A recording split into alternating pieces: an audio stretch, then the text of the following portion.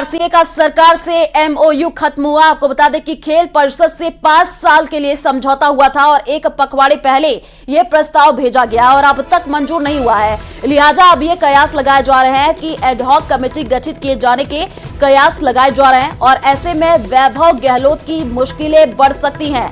आपको बता दें कि रेस में 2 बड़े बीजेपी नेता के बेटे शामिल जो अध्यक्ष पद के लिए दावेदारी कर सकते हैं। तो आरसीए का सरकार से एमओयू खत्म और रेस में 2 बड़े बीजेपी नेता के जो बेटे हैं वो अब शामिल। ये बड़ी जानकारी जयपुर से निकल के सामने आ रही है। खेल परिषद से 5 साल के लिए समझौता हुआ था, तो एक पखवाड़े पहले ये प्रस्ताव भेजा गया लेकिन अभी तक मंजूर नहीं हुआ है। और आपको बता दें कि ऐसे में ये कहा जा रहा है कि वैभव गहलोत की जो मुश्किलें हैं वो बढ़ सकती हैं, क्योंकि रेस में 2 बड़े बीजेपी नेता के बेटे शामिल हैं जो अध्यक्ष पद के लिए दावेदारी कर सकते हैं। ज्यादा जानकारी के लिए संवाददाता महेश दाधीच हमारे साथ फोन लाइन पर जुड़ चुके हैं। महेश, ये कहा जा रहा है कि अब वैभव गहलोत की जो मुश्किलें हैं वो बढ़ सकती हैं, क्योंकि रेस में अब बीजेपी नेता के बेटे भी शामिल हो चुके हैं।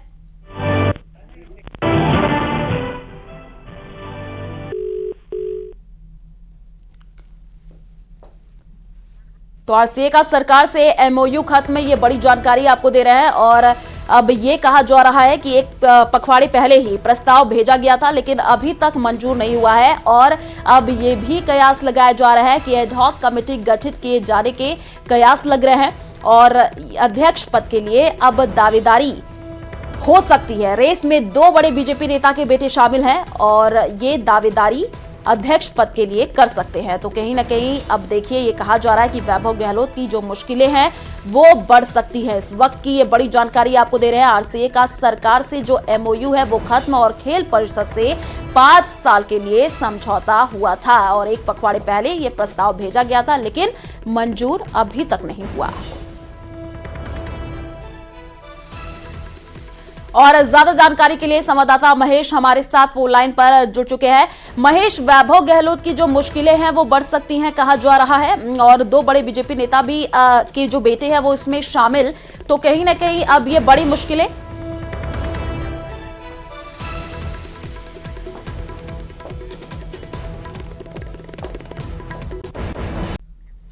तो जयपुर में आईपीएल मैचों की मेजबानी खटाई में आपको बता दें कि आरसीए के पास अब नहीं है क्रिकेट स्टेडियम। आरसीए के पास एमओयू के तहत था एसएमएस स्टेडियम।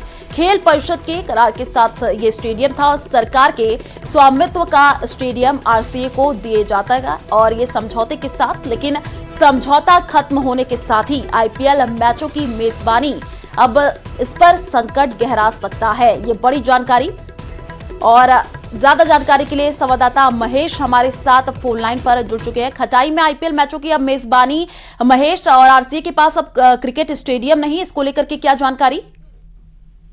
देखिए, बिल्कुल जानकारी देना चाहूंगा कि जिस तरह से राजस्थान क्रिकेट एसोसिएशन है उसके पास में अभी मौजूदा स्थिति में खुद का स्टेडियम नहीं है। जो एसएमएस स्टेडियम है वो खेल परिषद से यानी सरकार से एक समझौते के तहत एमओयू के तहत 5 साल के लिए लिया जाता है।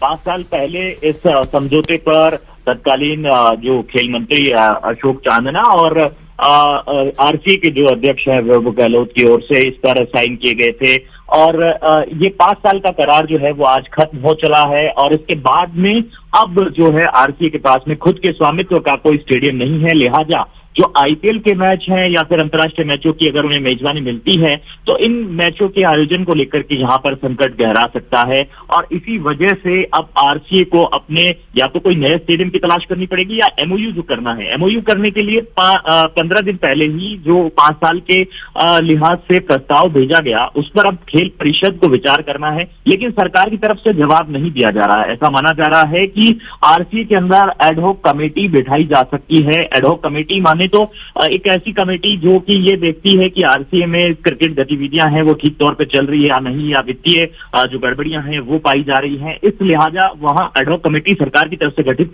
कर दी जाती है और उसके कुछ समय बाद में चुनाव कराए जाते हैं। अगर चुनाव होते हैं तो बीजेपी के 2 बड़े नेता हैं उनके बेटे जो हैं वो इस चुनाव में भागीदारी निभा सकते हैं। मंत्री गजेंद्र सिंह खींवसर जो चिकित्सा मंत्री हैं उनके बेटे धनंजय सिंह वो झुंझुनू से अध्यक्ष बनकर के बीते दिनों आए थे। तो अभी कल ही जो राजेंद्र राठौड़ हैं उनके बेटे पराक्रम सिंह ने भी जो है इस जो चूरू जिला संघ है उससे अध्यक्ष बनकर के अब दावेदारी जो अपनी है वो जता दी है। तो इस ठीक है लिहाज से महेश, कहा आप जा इस सकता पूरे है। खबर पर नजर बढ़ा करके रखिए, आगे आपसे अपडेट लेते रहेंगे। फिलहाल शुक्रिया तमाम जानकारी साझा करने के लिए। तो जयपुर से बड़ी जानकारी आपको दे दें, पशुपालन विभाग में बड़े पैमाने पर प्रशासनिक सर्जरी, 440 से ज्यादा अधिकारी कर्मचारियों के ट्रांसफर पोस्टिंग।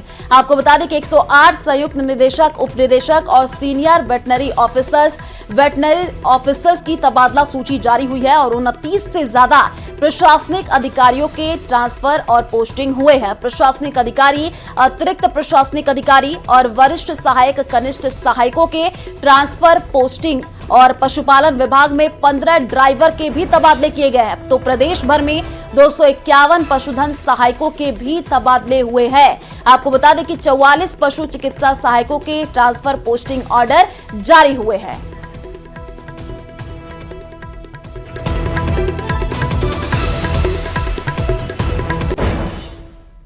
तो कोटा में पुलिस हिरासत से फरार करोड़ों रुपए की